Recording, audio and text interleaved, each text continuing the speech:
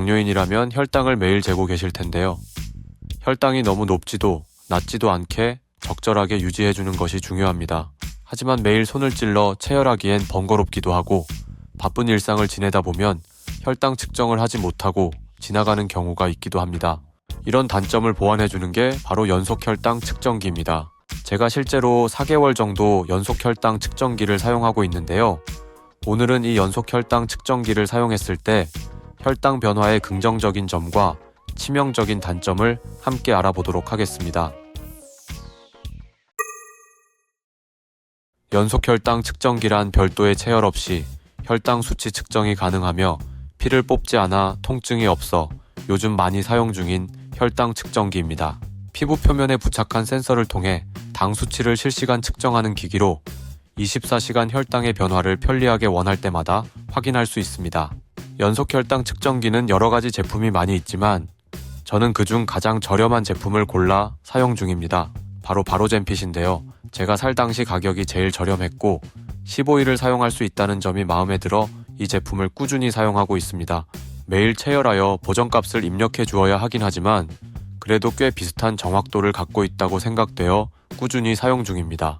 최근 발표된 연구 논문에 따르면 청소년, 성인, 노인 모두에게 매우 긍정적인 결과를 보여주었다고 합니다. 153명에게 연속 혈당 측정기를 26주 동안 사용했을 때 당화혈 색소는 8.9%에서 8.5%로 0.4% 감소하였지만 일반 혈당기를 사용한 그룹에서는 8.9% 그대로였습니다. 또한 목표 수치 안에서 혈당이 유지된 시간도 연속 혈당 측정기를 사용한 그룹에서는 9시간에서 10.3시간으로 1.3시간 늘어난 반면 일반 혈당기를 사용한 그룹에서는 오히려 8.7시간에서 8.3시간으로 0.4시간 감소하였는데요. 연속 혈당기를 사용한 그룹에서 월등하게 혈당이 목표 수치 안에서 유지가 된 것을 알 수 있습니다. 그럼 제가 연속 혈당 측정기를 사용하고 난 뒤 느낀 장점과 단점에 대해 알려드리겠습니다. 연속 혈당 측정기의 가장 큰 장점은 언제 어디서나 내 혈당을 볼 수 있다는 점입니다. 걷거나 업무를 보거나 이동하는 동안에도 실시간으로 내 혈당을 볼 수 있는데요. 저는 핸드폰을 켜면 바로 보이게 해놨습니다. 그러다 보니 더 혈당을 건강하게 관리하려고 하는 습관이 생기는 것 같습니다. 조금만 혈당이 높아져도 일어서서 움직이려는 습관이 생겼습니다. 그러면서 점점 혈당이 좋아지고 이걸 꾸준히 유지하고 싶다는 욕심이 들 정도였습니다. 일반 체열 측정을 할 때의 운동량은 주에 3, 4일 정도였지만 연속 혈당 측정기 사용 후에는 일주일에 5에서 6일 정도는 운동을 꾸준히 하고 있습니다. 운동을 하고 난 뒤에 혈당을 보면 뭔가 굉장히 뿌듯한 느낌이 듭니다. 그리고 혈당을 보면서 운동을 하다 보니 내가 어느 정도로 먹고 운동을 했을 때 혈당이 안정적으로 변하는구나를 조금 더 정확하게 알 수 있게 된 것 같습니다.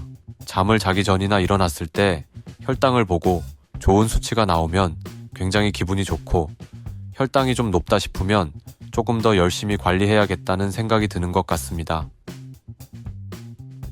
우리는 음식을 먹고 난 뒤 혈당을 측정합니다. 그런데 음식을 먹고 난 뒤에 식후 1시간, 2시간이 가장 고혈당이 아니고 오히려 시간이 더 지난 뒤 더 오르는 음식들을 발견했습니다.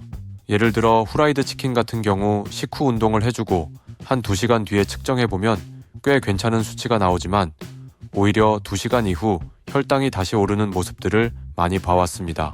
그래서 기름진 음식을 먹었을 경우에는 혈당이 오르는 걸 보고 운동을 한 번 더 해주면서 관리를 해주고 있습니다. 반대로 의외로 혈당이 생각보다 착한 음식들이 있었는데요. 그 중에 하나는 바로 토마토 파스타였습니다. 토마토 파스타는 새콤달콤한 맛에 파스타면에 탄수화물까지 한다면 혈당이 굉장히 높아질 것이라고 생각했습니다. 오히려 제가 먹는 저항성 전분 밥보다 훨씬 혈당이 좋게 나왔고 식후 2시간에는 혈당이 안정적으로 내려가는 모습을 보였습니다. 이런 경험을 하다 보니 내게 맞는 음식을 찾고 어느 정도의 양을 먹어야 하는지 더 정확하게 알 수 있게 되었습니다.